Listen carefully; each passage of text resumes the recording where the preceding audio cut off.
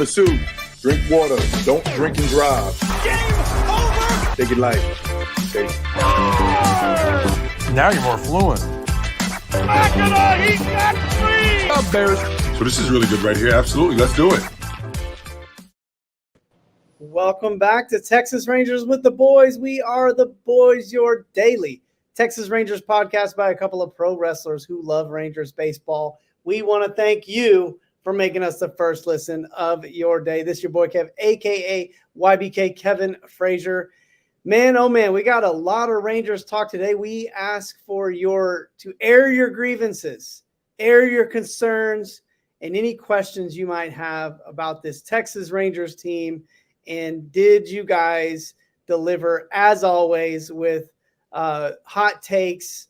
Definitely some grievances aired, and we're gonna air them on the air today. And we're also gonna talk a little bit about some Rangers news, and then we'll preview the big series with the Bronx Bombers in the Bronx upcoming with the Yankees. So before we get into all that, I'll tell you where I'm at on social media. Kevin Lee Frazier, that's FRAZIER. Don't forget to check out Texas Rangers with the Boys on social media, TX Rangers WTB. Don't forget to check out that whole website, TexasRangersWithTheBoys.com. There's one word there, too. Woo. And also on YouTube, you can see us on the Sports Fluent network. Just go into your phone, because that's probably where you're watching YouTube. Type Texas Rangers with the Boys. We'll pop up. All you got to do is hit subscribe. We're right there. Too easy to find. Always easy to find. Also easy to find in his non-branded but world championship t-shirt, the 300-pound manimal, a.k.a. Bull. How you doing, buddy? And is that the shirt you were telling me about? Yeah, I got a couple of them like this. I mean, heaven forbid I buy something that actually fits me right. Don't buy Nike. I've got enough Nike apparel to know that stuff is garbage most of the time. So, yeah, got me some off-brand whatever they were selling on the interwebs last year after the Rangers won a World Series.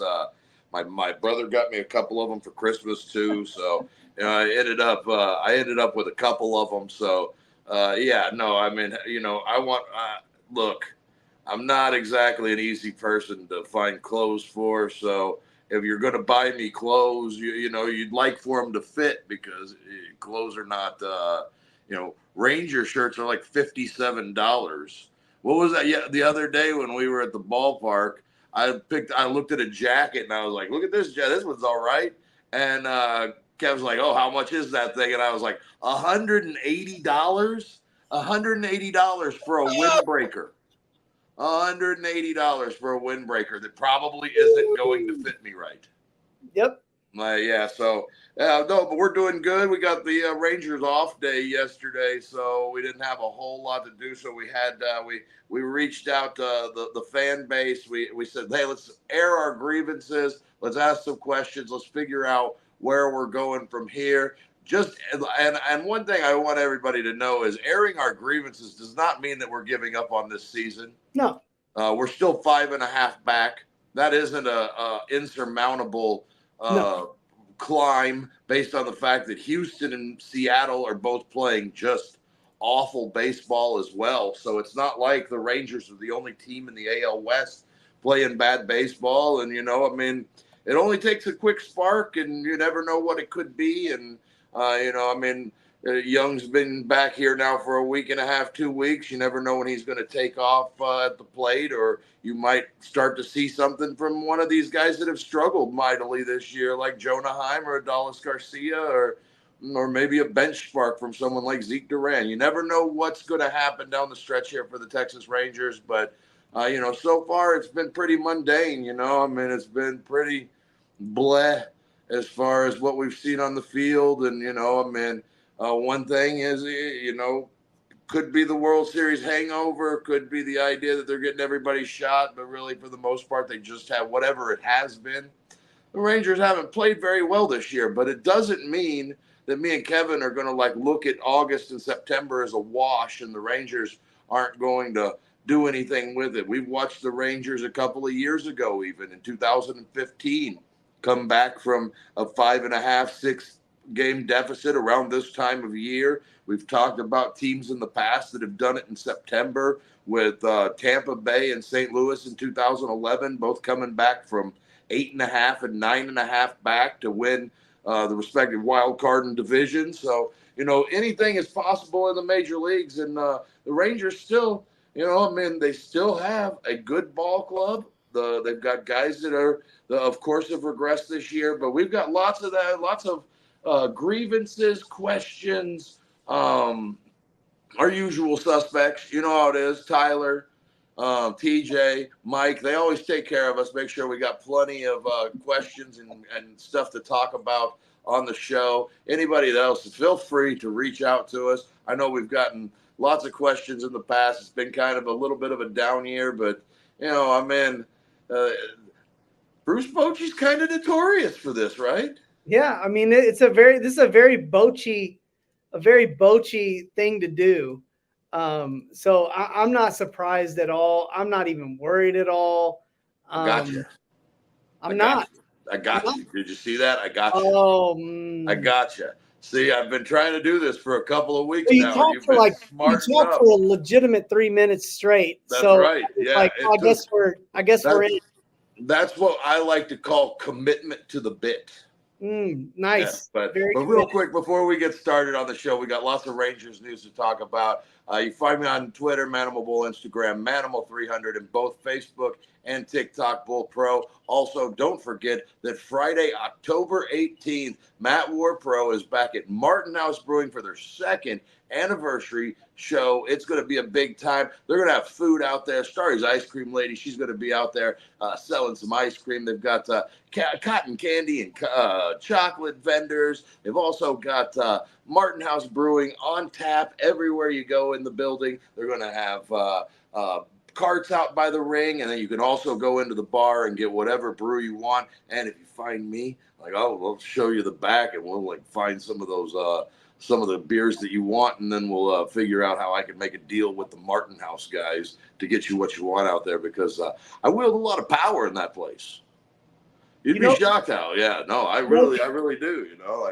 I can make things happen in that place. No, but anyways, come on out Friday, October 18th. It's going to be a great time. The weather should be great for it. Right before it gets too cold, and hopefully the heat will have taken off by then, and we'll have a really nice night on the river to have some big time professional wrestling at Martin House Brewing, October 18th. Bell time like 8-ish. Am I? The real baseball question, time. Yeah, baseball time. What's going on? The real statement I think of the day is that apparently rehab for Jacob deGrom is a really important thing. Well, he's throwing to live batters tomorrow now. I mean, he's got rehab is really important to him, because that visit to the White House is less important to Jacob deGrom than you, me, and all of our listeners here as fandom, because he's taken this rehab assignment more seriously than meeting the President of the United States. Well, I mean, it's not like Joe's going to remember you after you leave anyway. So, Jacob deGrom is an instrumental part of what the Rangers are going to do from this point going forward as he makes himself back to the club. So, I personally have no problem. I've seen the rumors that it's because Jacob deGrom is a Republican and he doesn't like the administration. I don't know how true that is. I mean, Jacob deGrom's a $200 million arm, $180-something million arm that hasn't been able to be on the field yet. And I know that being on the field is as important to him as anything in the world. And that's including going to the White House and meeting the president. And you might think, you never know. Jacob deGrom, he's a competitor. He may not be like, hey, I didn't win that World Series last year. I got to get ready so I can go get my own. Hey, that could be it completely. But one thing I am happy to hear is that Jacob deGrom is doing his rehab. Everything's going good. And I really believe that no matter what, if anything, it's going to be a boost in ticket sales, in interest, in ratings for this team when he goes out. Yesterday was deGrom's day to throw to live hitters. So, I think that's important for him to make sure he stays on time, throwing to live hitters and throwing live BP today. Because, if everything goes well, all indications should be that he'll be in Frisco or Round Rock next week. That would be, you would think that would be the timetable if Next everything week. goes well. Can you imagine like Jacob deGrom, like facing Jacob deGrom at Round Rock or like Frisco? Well, yeah, not like imagine it, but like, those are the things that happen whenever. Of course. Like earlier this year, remember we had Justin Verlander versus Max Scherzer in Corpus Christi. Yeah. So yeah, man. It's really it can really be something whenever guys are getting healthy and needing to go out on those rehabs. But yeah, I wouldn't want to be that kid that just plays Oklahoma. He's like one of those guys. It's a quadruple A guy that probably will never play that much in the big leagues. And that's a real opportunity for those guys and the Texas League guys that are, really young dudes that are trying to work their way up the system. You want to find out where you're at, right? You're about to see 103 with a 90 or 101 with a 93 mile an hour slider, and that's as big league as it gets. So if you're going to find out right then, if you got what it takes. Jacob deGrom at I want him to go to Double-A. That's where I want him to go. Well, hopefully whenever the Rangers are in Double-A, but next week probably when he would make his start, it'd probably be Wednesday or Thursday. They may go one more round of live BP, but I think at this point, if everything is good, you want to start getting him up and down at AAA and start getting him back to the point where he's been up and down 3 or 4 innings and the kind of stuff that Jacob deGrom brings to the table. He's not going to go out there and have long innings, so you can get him to 5 innings pretty quick, even at 40 to 50 pitches against Double-A and Triple-A kids. So did Molly pitch just at Double-A or did he pitch at Triple-A? He pitched both. He was back and forth on assignment. He also pitched at the Arizona Fall. I always want to say Arizona Fall League, but Arizona Complex League during the All-Star break because the Rangers didn't have action going on in the minor league systems. So you'll do it wherever you go. If the Rangers are out on the road and maybe Hickory or down east is closer, like with them being on the East Coast this week. You never know. His first rehab could be leaving Boston this week and going to down east or Hickory to make a start. I have no idea. I imagine that he'll come back with the team and go to one of the affiliates around here, but you just never do know. Well, you just wonder maybe some of it is like the travel, like make a flight, get off the flight, the change of time, get in there, throw some balls, hop back on an airplane, fly back over here. Then do a home game at Frisco and then pop down for, to Round Rock and do a game there and have to travel back and just how your body, to me, that's probably, if they're doing that I was thinking about it, I'm like, that's probably the reason is just to get the travel element in there a little bit as well. But there's probably a pretty good shot that when the Rangers leave Boston on Monday, deGrom will head somewhere to make a rehab. Well, I can't guarantee that. I'm not, that's just kind of how it goes most of the time. Once the live BP happens, then it's time to make a rehab start. But they may do an up and down live bullpen session before all is said and done too. Well, if deGrom's not going to the White House, we know the rest of the Rangers are at the White House, I guess, today. Yesterday. They were there yesterday. Yesterday. Yeah. Well, we're doing the show a little bit early tonight because we had some time and the Rangers don't play today. So, technically today, there'll be a lot of people that listen to the show today. There'll be a lot of people that listen to the show tomorrow. But technically, this is the Friday show. So Thursday would have been the day that the Rangers went to the White House. All indications, it looked like a good time. And, Biden he did say that Adolis Garcia broke the all-time record for RBIs in a season. I think he meant postseason. Come on, give the man a break. He's like 100. Look in the political scheme of things, is him messing up Adolis Garcia.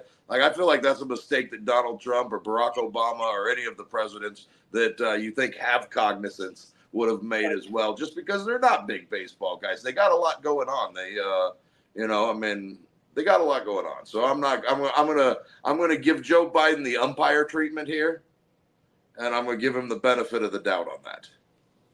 Yeah, man. Yeah. Well, let's talk about okay, hold on. What is his first name? I want to call him Ian Kisner, like Ian Kinsler. Andrew Kisner. He continues the Cardinal, Ranger, Diamondback catcher carousel. What do we used to call it in wrestling when we would do a loop? Yeah, they're Andrew Kisner hitting the final leg of the loop, just like Carson Kelly is hitting his final leg of the loop on that Cardinal Diamondback Ranger carousel. So Kisner's going to the Diamondbacks. Looks like he just selected, claimed off of waivers. So Rangers aren't getting anything back for him. There's a good chance that they were not worried about it, and they're about going to eat that, probably $400K that they owe him for the rest of the season. And it's just kind of been a disaster for both teams or both the team and Andrew Kisner. I know that I and you both know that Andrew Kisner had no intentions of coming here and being the worst player in the history of baseball. None at all. Actually, after coming off of a pretty decent season last year at St. Louis, I think he was going to try and raise his stock playing alongside of Jonah Heim, and both of them have kind of been a little bit worse this year for the wear. So good luck to Andrew Kisner in Arizona. I hope he's able to get his career back on track. Seems like a really good dude, and really was a pretty good receiver as far as behind the plate, but he just couldn't hit that water when he jumped out of the boat, and that's a big issue. Literally could not hit at all. Didn't hit really whatsoever for the team. So as far as that goes, I mean, I think that's all of our news for the day. We know the Rangers, like you said, going in 5.5 back. And really after having they're 3-9 in their last 12 or whatever, they had a 2-4 homestand and a 1-5, so they're 2-9 in their last 12 or whatever, 3-8 in their last 12. So for them to kind of still be hanging right around the same spot that they were, take advantage. And this is going to be a pivotal series for the Rangers as they head towards the finish line and as the dog days start to wear down and we get into the pennant race. Love it. So I don't really have a smooth transition here, so I'm just going to tell you guys real quick about our exclusive content. It's called Down on the Farm with the Boys, where we cover all things Rangers, minor league. Listen, top 40 prospects, we're doing them. Prospects 40 through 31 are already in the bag, and if you want to find out who they are, you can go to our Spotify page, or you can go to our website, TexasRangersWithTheBoys.com. That's one word. And it's just $1.99 a month. $1.99 a month. And you make us your one. Thanks to all the people that have been subscribing lately. We're up a handful of listeners in the last couple of weeks. So thank you to everyone that has taken time out of their day and listened to us talk these minor league prospects, because we really do enjoy it. Yeah, and apparently this top 40, if people want to get in on this and know what we think, really what you think about the top 40 prospects in the organization, which absolutely is really probably for us, one of the most fun times of the year.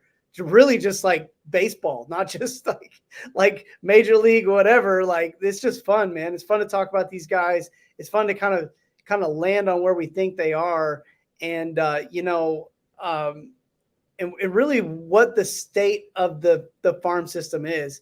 And so, go check it out. Down on the Farm with the Boys. You make us your one-stop shop for all things Rangers organization-wide. I think it's a great time to just jump right into our grievances questions, because we did have one, and you can tell me who sent this in, but said that I saw a ranking today, and I think it was on Major League Network, that the Rangers system has dropped from 12th to 29th. I know with White and Evan being the big leagues that they took a hit, but I didn't think it would drop down that far. Well, I'm in the middle on this one. I think a lot of first of all, they graduated 2 top 10 prospects into the big leagues. So that's one of the things. First off, that you're going to take a fall tumble when that happens. So right. I mean, yeah, you've got Wyatt Langford and Evan Carter, who are both top 10 prospects. They've both now exhausted their prospect ranking. The Rangers were going to fall regardless, one way or the other. Now you look at the guys that they've got in their system that were top prospects going into the season. Anthony Gutierrez struggled. Kumar Rocker just now getting up to speed and pitching at Double-A. You've got Jack Leiter, who struggled at the big league level, even though he's had a much better season in the minor leagues. You've got a lot of guys now that are taking off, that are becoming the next group of prospects in the Rangers prospect list, and they're not going to get the respect that the guys that would have been had Anthony Gutierrez been hitting 350 at Hickory and been tearing the cover off of the ball and all of that stuff. He would have been moving towards the top 100 in the big leagues instead of moving towards the bottom of the top 10 or even out of the top 10 in the Rangers prospect status. And they've got a lot of guys like that are top 10. Yaison Morabel, another guy that has struggled this year a little bit in the minor leagues. And they've had those guys, not to mention Owen White, who keeps getting another year older. Dustin Harris, who keeps getting another year older. All these guys that were their top prospects that were on the rise through A-ball and Double-A ball. Now those guys are topping out at their ceiling in Triple-A because there isn't room for them on the squad because they haven't done anything to deserve that spot on the squad yet. And when they've been given chances, and Ornelas, Wenzel, I know he's not in the system anymore, but Foscue, when those guys have been given chances, it just hasn't worked out the way that it needed to for them to continue to rise through the rankings or be guys that come off of these lists and get the Rangers to that next crop of prospects. Now, I also do like Malcolm Moore. I like Dylan Drayling. I like Casey Cook. I like the guys that they drafted, a lot of high ceiling college guys that have been through the ringer at the college level. So I like a lot of those guys, but they're going to have to perform. They're going to need a big second half of the season from Malcolm. They're going to need one from Dreiling as well at high A, and those guys need to be at Double-A, leaving spring training next year. And then the Rangers might have a couple of more guys that are entering that top 100 status as a draft pick, as prospects. So the Rangers are in a spot where they aren't that far off from being much higher than 29th. But I think it really is kind of fair to have them at 29th right now. I know they've seen some rise from guys like Rosario and Teota and Santos and Lobos and some of the young pitchers, but they're also still young pitchers. And not to mention that Rosario and Lobos are both 22, 23-year-old guys that are college guys that are pitching, started at Downey, started at Hickory. Well, they're quite a bit older than the average age of those young guys. I mean, they're not like Sebastian Walcott, who hasn't seen one pitcher in Hickory that's younger than him. Yeah. It's not like that. So that's why Walcott has not wavered at all and continued to fly up the prospect list, because at every turn that he's had, I know it took him a little bit of time to get acclimated to the A-ball level or the high A level as a 17-year-old. But ever since he's gotten to that point, you've seen nothing but the sky could be the limit for Walcott. So right now, he's got to prop him up as the top prospect. I think Teodo Santos, Rosario, some of those guys, Rocker, as they get healthier, and you see a good stretch from all those guys down the stretch, Dane Acker, Josh Steven, some of the guys that are in the bottom lower half of that. If you see really good stretches from those guys down the stretch, the Rangers pitching is going to be fine. Now you want to see those guys that they've drafted in the last couple of years as hitters and pitchers start taking off, and you're starting to see it, but they're still really in the beginning stages of that. And I don't think their farm system is bad. I just think that their farm system is a lot closer to good baseball players that can play at the major league level instead of superstars that are going to take off at the big league level. All right, take a deep breath. Ha! There you go. I would say here's my position, or what I kind of feel about this is that the Rangers have only traded away over the last 2 years. They traded Sajasi, they traded Acuna, they traded recently Hupi Tuinatoa, and then I really don't think they've traded off a ton after that. And then they graduated, obviously, Evan Carter and Wyatt Langford. Now, here's the part that's really concerning is that's what, 5 players like that they've actually traded. So it's not like they gutted their farm system trading for players. My problem here is this is actually more a direct reflection on the development of the farm system than the actual like the Rangers made a bunch of trades. It's really like somebody like it's either a combination of bad drafting or a combination of like not getting development. And the reason I'm saying that is like how many players, we talked about it yesterday, how many of our guys that we were expecting to contribute are literally not even on the team, like prospect type guys like that are gone.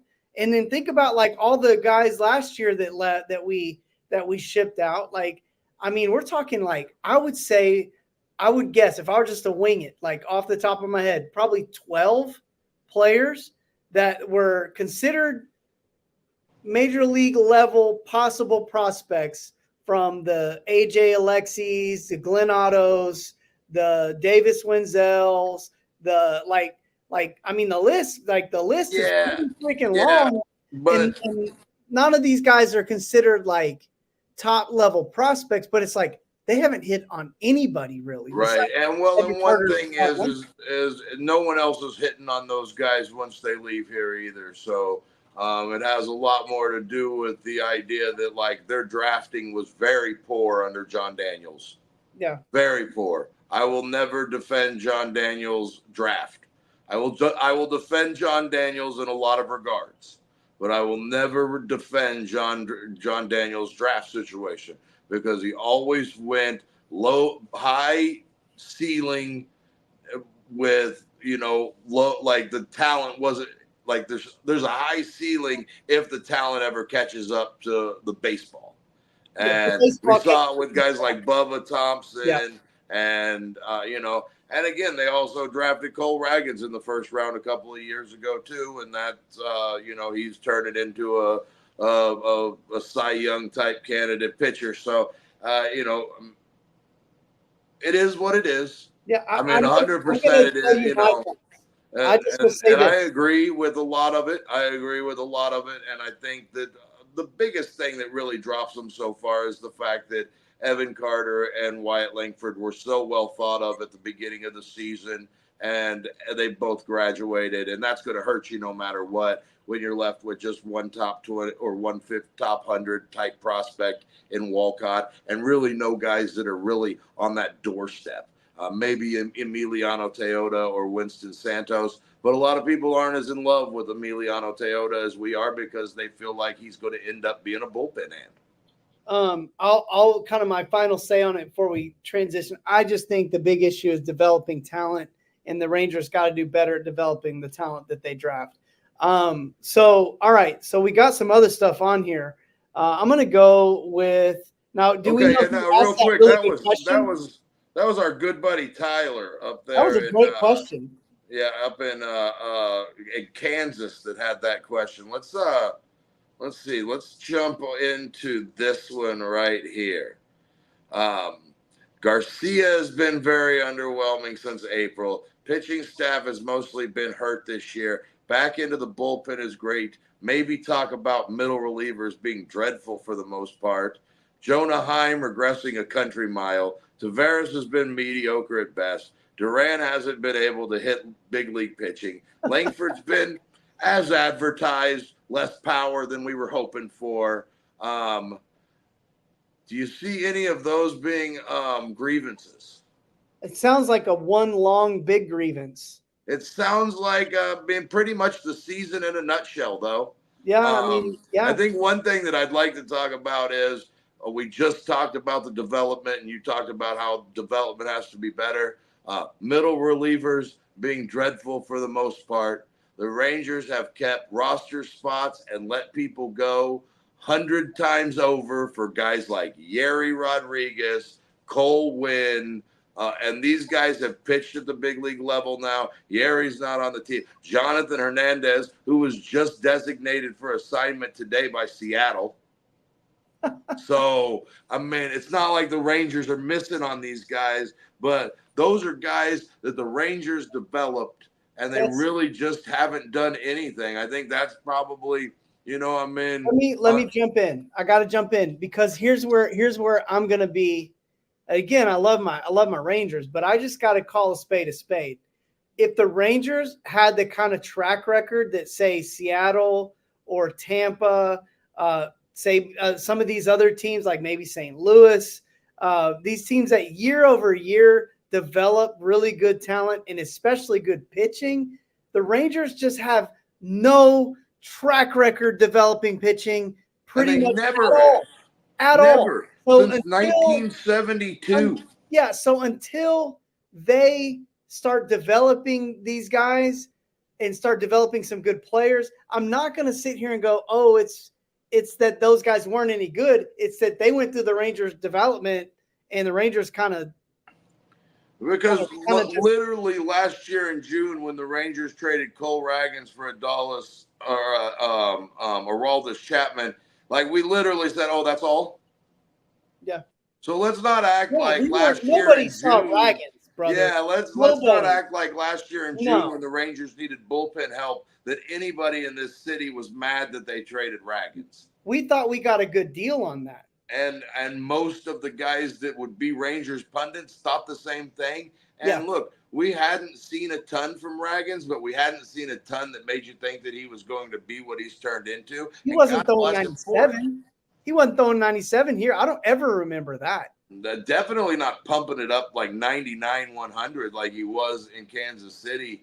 I mean, it happens sometimes. But I think Mike here, that's from Mike from Fort Worth over there. I think he's right about a lot of these things. You didn't see a lot of these things coming. And that goes back to the front office things that we talked about on the show the other day, that the Rangers didn't see these things coming and, didn't ensure themselves. Supplement, enhance themselves or whatever the case may be.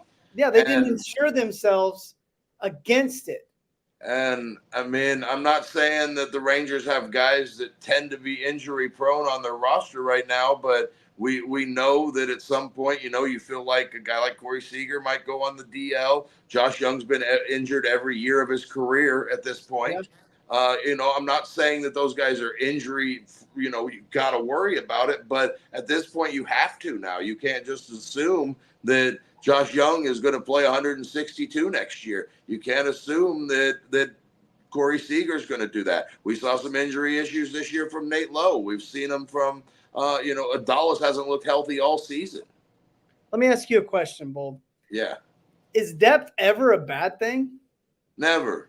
When have we ever? The funny part about depth, when you're deep, when trade deadline comes up, you can shift some pieces because you got and you have some major league talent to deal with that you can send away that has some value. So depth is never a bad thing. We've never ever once talked about, even last year when they were signing starting pitcher after starting pitcher after starting pitcher, we looked at it and said, keep signing them. Yeah, well, and I'll go back to. I'm going to actually segue. I'm going to make an executive decision here and segue because somebody brought up starting pitching on here, and one of the things that he said, I'm really concerned about starting pitching. And I'm going to act. Yeah, the only thing I'm really worried about is starting rotation, and this is my deal. Okay, like great, we got some rookie or we got some left-handed bullpen guy that we have control years on for Michael Lorenzen, but. The Michael Lorenzen trade to me, like the more I think about it, the more I'm like, why? Like, why? Like, I know he's on a 1-year deal. I get it. But, like, we're not out of the woods with DeGrom and Molly and Scherzer. Like, we are not out of the woods. Eovaldi, like, he's older. He doesn't Gray. Like, why do we think that this is the time to jump ship on starting pitching depth. Bradford is just coming off of an injury. Dane Dunning is out there throwing BP, and then Urena is a non-roster invite. So, like, at any point, a guy like that, the bottom can fall out. So it was really weird. The more I think about it, the more I think, man, if we're really trying to compete, that move didn't make a ton of sense to me. No, and two things that happened that really made that deal look even worse were the fact that the night after, or the night it happened, John Gray goes down and doesn't even throw one pitch in his start, and then the next day Max Scherzer goes on the IL. Yep. So that's one. Both of those things happening at the same time definitely did not do the Rangers any favor when it came to trading Michael Lorenzen. And by the way, Lorenzen only went out and threw 5 2/3 of a score of a one hit or one run baseball in his 5 Ks in his first start for who else but Kansas City, who we also traded their other guy, one of their other starting pitchers in Cole Ragans, who we just talked about. So yeah, and I mean, I get the move with Lorenzen. He's an end of the, at the end of the year, you've got him on cheap. He was $4 million. I imagine that if John Gray hadn't got hurt the night that the Rangers traded Michael Lorenzen, there could have been an opportunity for him to be the guy instead of Lorenzen. But really, I guess kind of at the end of the day with that, it was a couple of really some injuries happened as soon as it happened, and that goes right back to the depth conversation that we're talking about. Exactly. But you're getting Cody Bradford and Dane Dunning back healthy at the same time, and again, not that I like either one of those guys better than Lorenzen. It's the fact that both of those guys are controllable through several years, and you get Pennington, who may or may not turn into something. I don't know. I really don't know on him yet. I haven't seen enough of him to make a decision on him. And I mean, one appearance in a major league game where he comes in with the bases loaded. I'm not going to make an opinion. I don't think anybody's. And I'm not saying that it won't be a good move in the long run. It just, like you said, it doesn't feel like a move that a team that's trying to win baseball games makes, especially when they're sending Montalvo away for Chafin earlier in the day. I mean, like, not to say that Montalvo is going to be something either, but he's got a live arm at Down East, and I think he's even at Hickory, and he's got a real live arm, and he's been eating a lot of innings down there at Hickory this year. So, but you trade him away, and then you're going out trading for a controllable guy with Lorenzen. So, not a lot of what the Rangers did at the trade deadline. Not that I hated any of it. I mean, you had to upgrade a catcher, so. Kelly, yeah. I mean, whether you're trying to win or not, you had to upgrade a catcher.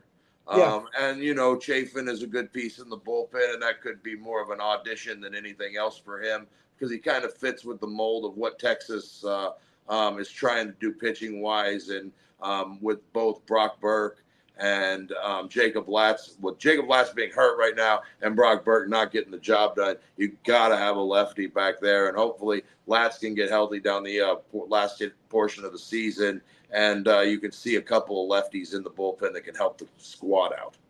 Well, let's get to the rest of this. I love Chafin. I hope we bring Chafin back. I wouldn't even mind if we brought Lorenzen back next year. But anyhow, so two-part question. It's about our pitching. So I really like the reliever we got from Detroit. I think he's a big help. We just talked about that. Worried about starting rotation. No, it's a long question. I'm really concerned about the performance of Mad Max. I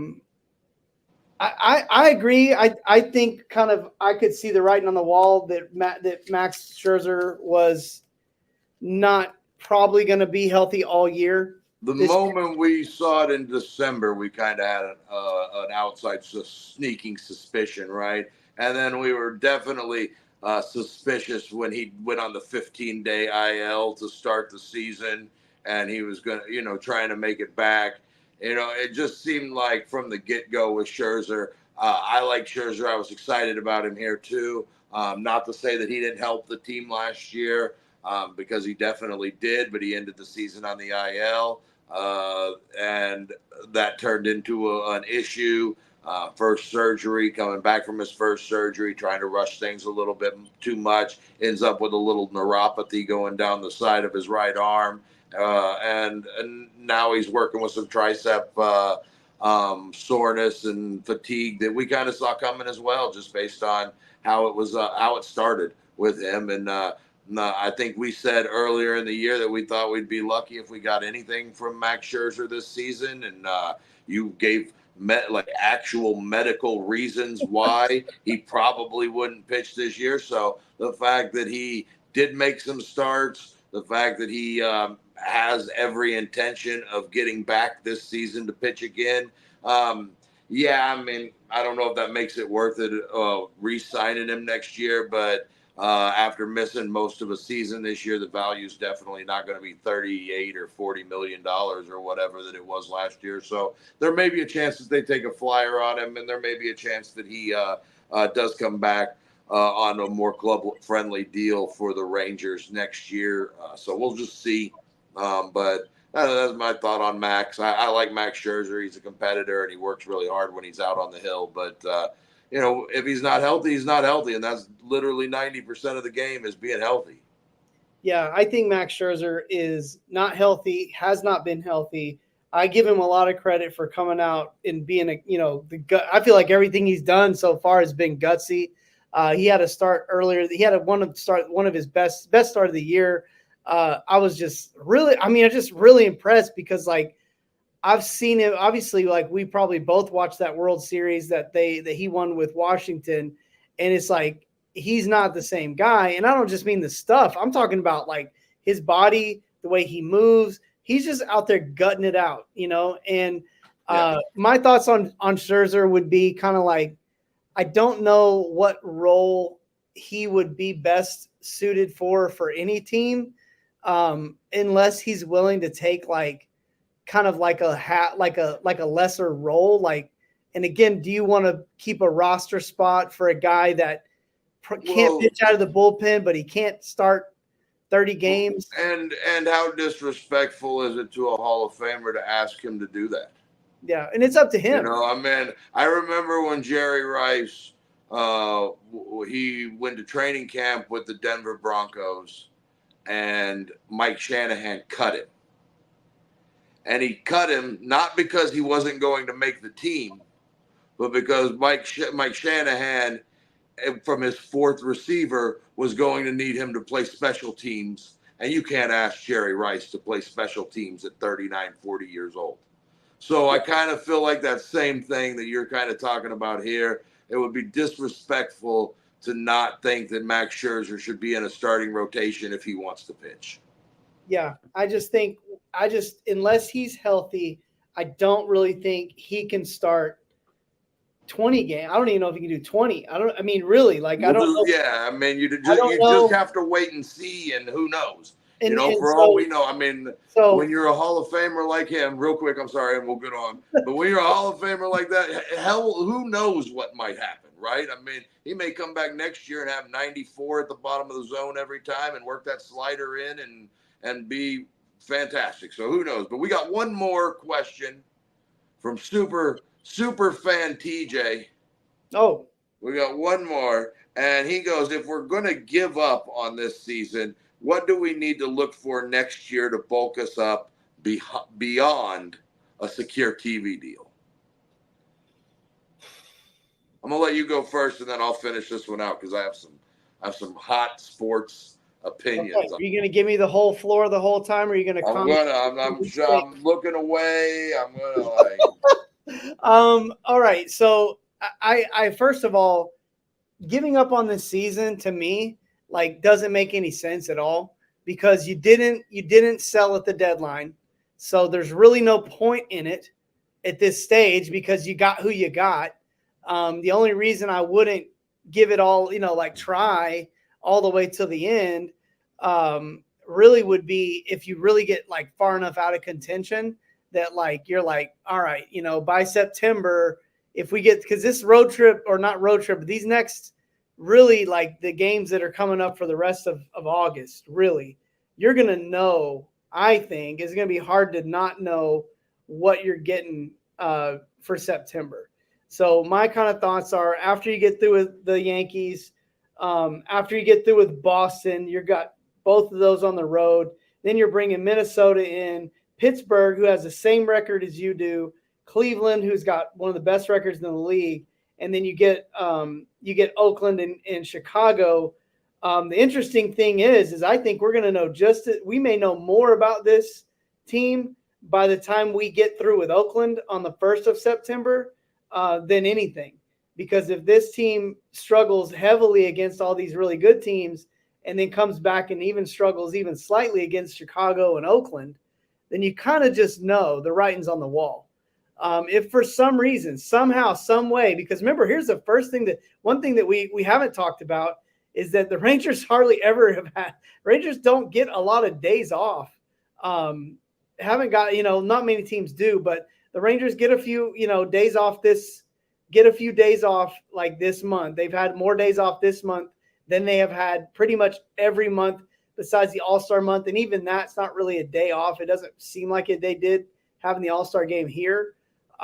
So the Rangers get a few more days off. Maybe they get a resurgence and, maybe they figure it out. If they do, and you go through Chicago and Oakland, you're pounding them and you're feeling confident about bringing the Yankees into town, and you got 2 more series with Seattle coming out of it, then you're probably going to see the Rangers playing all the way to the wire. As far as giving up, I think you're in the give up stage. If you get through that Oakland series and you don't stand a chance at that division, or maybe even going into the Chicago-Oakland series, it's time to start DFAing some of these veterans because they're already pretty much paid up for the year, and starting to see what you've got with some of your older prospects and see what maybe we're looking forward to next year. What do we need to do to bulk up next year? I really think like the Rangers have to look at depth. They can't go in on a hope and a prayer. And if you're not going to get depth from your minor league, then you got to go out and you got to make a few veteran signings. And I'm never against making like depth signings of veterans. And you can't have an off season this year like you did last year and expect to come back and be competitive. Yes, they need hitting. I think they need hitting. I think they're going to need more starting pitching because I think Eovaldi's contract is up. Heaney, I think it's an option year for Eovaldi. Heaney's up. John Gray is up. And then Max Scherzer's up. So really all you got coming back is going to be Dunning, Bradford, DeGrom, and Molly. And I'm not really sure that Bradford also Urena's up. I'm not sure that Bradford and Dunning scare anybody. And so, unless we see Kumar Rocker make a Paul Skeens type ascension through the minor leagues these next couple months, I don't think the Rangers really have anything, maybe Emiliano Teodo. And even if it's those guys, I still think you sign a couple of veterans just for the sake of being safe. You got Yates and you got Robertson, who I want us to bring back next year if we're going to be competitive. Bring Chapin. They both have options, Kev. I think they both have options. They do. And I want to see them both come back. I want to see Chapin come back. I think if you do all that, I think you're going to bring a competitive team back. If you keep what you got, probably expect to see Lowe. Probably not re-sign him. But if you're going to let Lowe go, you can't just let him go and hope somebody steps up. You got to produce. You got to bring some production in if you're going to be letting anybody go. Yeah, I think you hit the nail on the head with most of that. I think, like you said, if by September things are bleak, I'm definitely not giving up on the season. I've seen a lot stranger things happen. If the Rangers can somehow sneak into the playoffs, that rotation of Molly, DeGrom, Eovaldi, and Heaney would be, Scherzer and Heaney would be, strong in the playoffs in a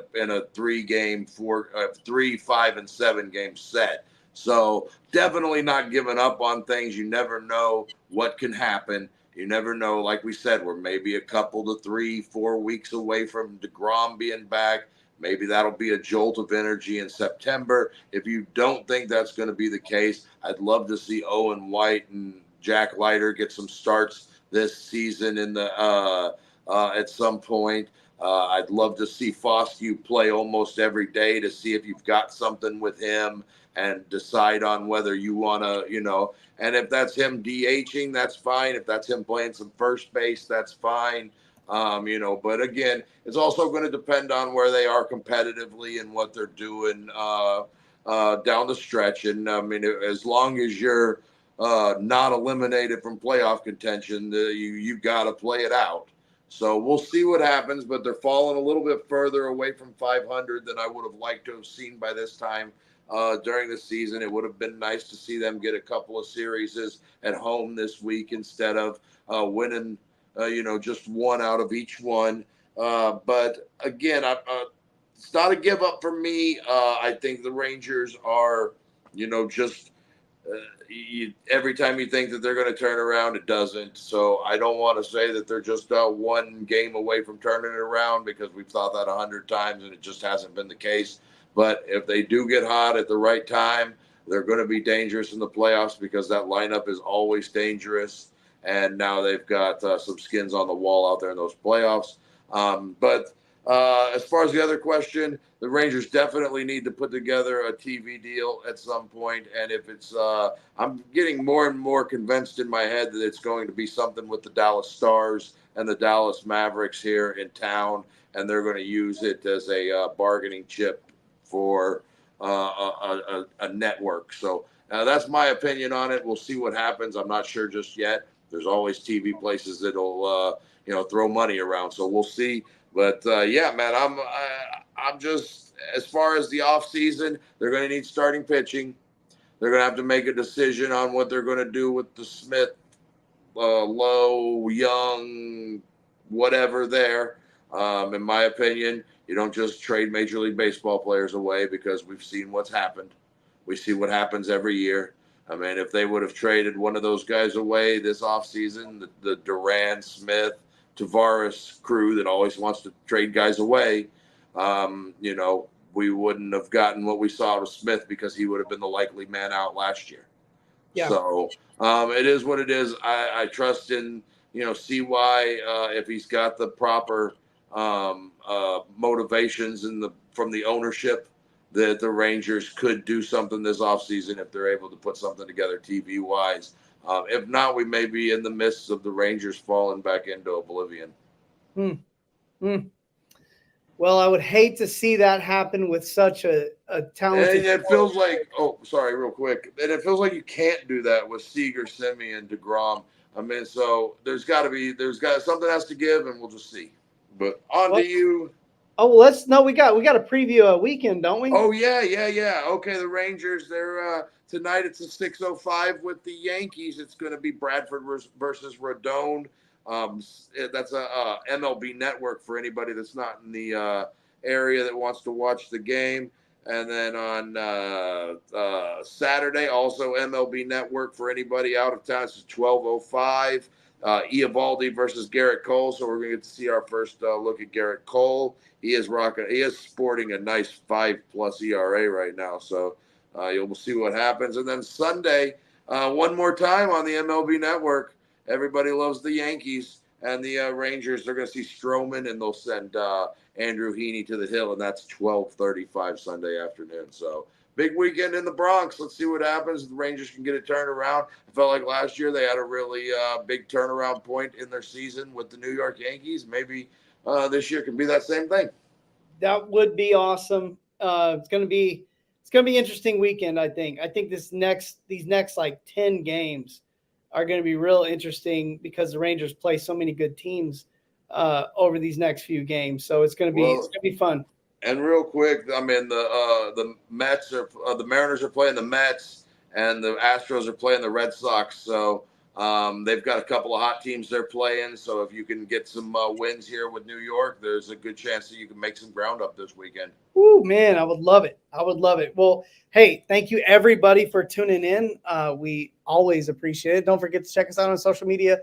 TX Rangers WTB. Don't forget to check out that website, TexasRangersWithTheBoys.com. That's all one word. And you can also check out our exclusive content there, Down on the Farm with the Boys, where we cover all things Rangers minor league. We want to give a big shout out to our farmhands and our new farmhands that have just recently subscribed and become part of the Texas Rangers with the Boys exclusive club. And also thank you for checking us out here on YouTube on the Sports Fluent Network, our made for radio faces, beards, and hair. So thank you guys for checking us out here. All you got to do is go into the search bar bowl, type Texas Rangers with the Boys, and then you'll find us right there on YouTube. And you can check out the faces that only a mama could love for the 300-pound manimal. This is your boy Kev. Maybe I can get the right outro today. This has been Texas Rangers with the Boys. We're signing out.